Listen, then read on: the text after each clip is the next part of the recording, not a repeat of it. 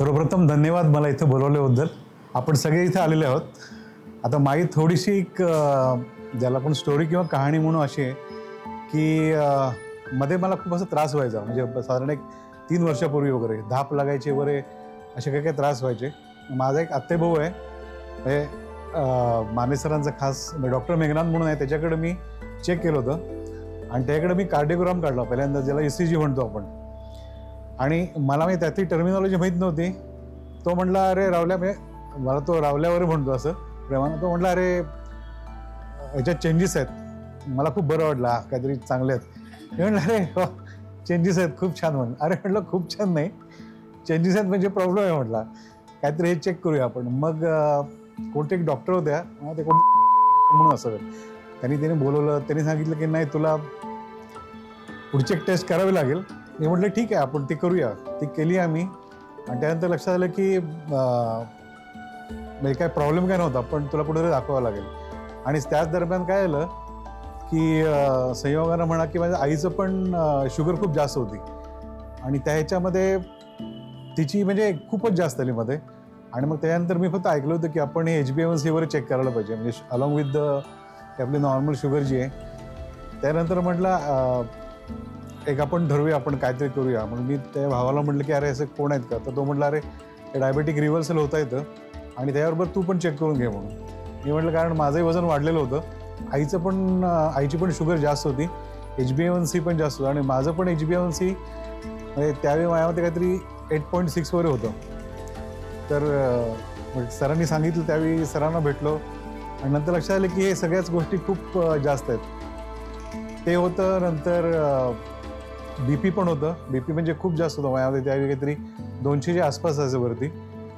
आणि म्हटलं आपण हा एक कोर्स करायला पाहिजे. तर त्याला मी सरांना म्हटलं काय करायला लागेल, तर म्हटलं 1 वर्षाचा कोर्स आहे, 1 वर्षामध्ये नक्की सगळं रिव्हर्सल होईल.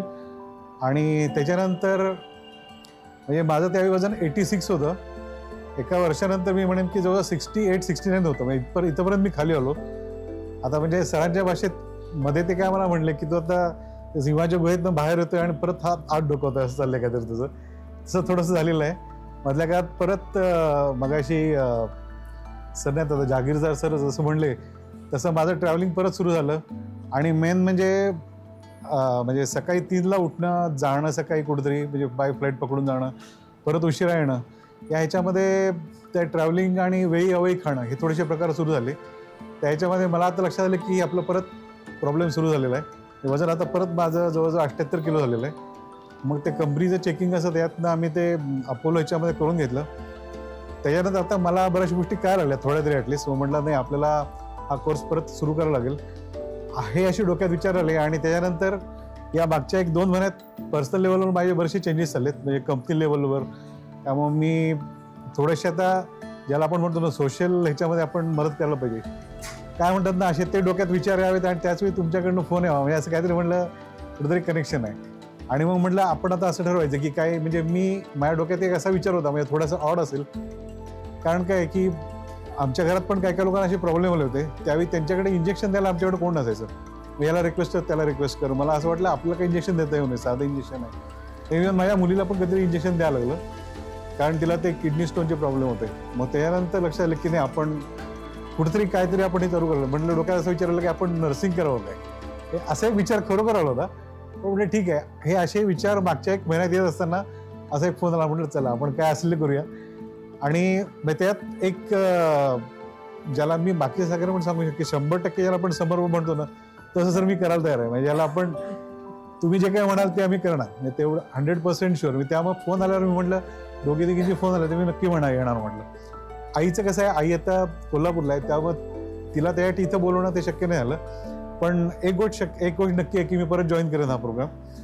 आणि किलिओथेरपी मी अजून केलेली नाही आहे, पण थोडासा मी त्याबाबतीत अज्ञानी आहे. ते केलं तर जास्त चांगलं, कारण माझं ही ट्रीटमेंट खूप पुरी झाली होती. तर हे नक्की करेन. आणि जो काय आपला पुढचा जो काय कोर्स असेल किंवा तुम्हाला जे काय माझ्याकडनं अपेक्षित काय मी कुठे काय करायचं असेल त्याला मी 100% कोऑपरेट करेन. थँक्यू. धन्यवाद.